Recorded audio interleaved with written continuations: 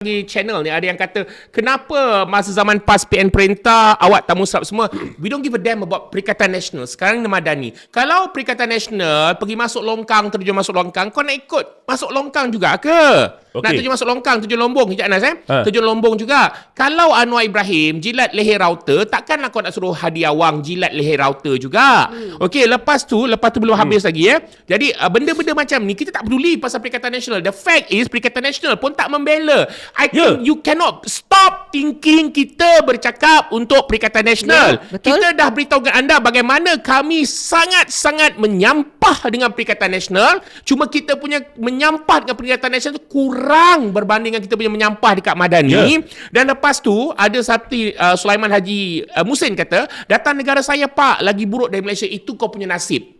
Okay? Itu nasib you all. Itu kita perjuangan korang. Kita tak nak jadikan negara yang lagi buruk sebagai benchmark. Kita nak negara yang lebih baik dijadikan sebagai benchmark. Dan kalau macam tu, kalau kau kata, Pak, datang negara saya, Pak harus bersyukur kerana dapat minum air kosong di negara saya, air lumut. Itu kau punya pasal.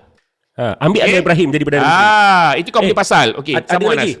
Kau tahu tak? Betapa kau nampak ni, ini aku kata kepada orang-orang Melayu, tak kisahlah Melayu ke Cina India yang dah tak percaya pada ahli politik tua ni, tugas ahli politik yang dalam bersatu dan yang kena pecat daripada bersatu, yang kena pecat daripada bersatu, tugas dia adalah membela siapa nama tu? Hamzah Zainuddin. Hamzah Zainuddin kerja dia membela diri sendiri. Betul? Lepas tu yang lain-lain ni main politik. Kau nampak tak? Ini bola tanggung. Bola tanggung yang Perikatan Nasional kata nak nak bela Melayu. Ni Melayu ni yang tulis ni perempuan Melayu tau. Muslimah tau, pakai tudung tau. Betul. Ingat macam nurse, pasal nurse Perikatan Nasional senyap. So don't talk about Perikatan Nasional. We don't give a damn. Kau tahu tak?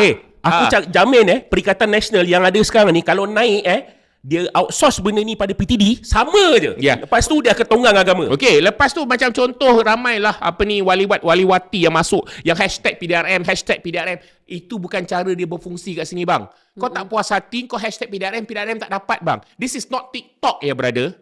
This is not FB ya brother. This is YouTube. Okey, tak puas hati pergi buat laporan polis. Ada 3 institusi media di sini hari ni. Kau tak puas hati aku kutuk ni pergi buat laporan polis.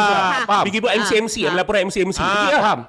Okey, ni ada lagi Okey, ni aku nak kena baca, aku nak bagi kredit kepada sebab bukan aku bagi pegawai farmasi Melayu dia tak bagi pada Perikatan Nasional. Ramai tau doktor-doktor yang like posting dia ni, dekat 1000 orang doktor-doktor dengan nurses. Dia tak bagi pada Hamzah, dia tak bagi pada Muhyiddin. Apatah lagi Azmin Ali. Anwar tak usah cakap lah pasal masalah ni Anwar yang kepala dia. Okey.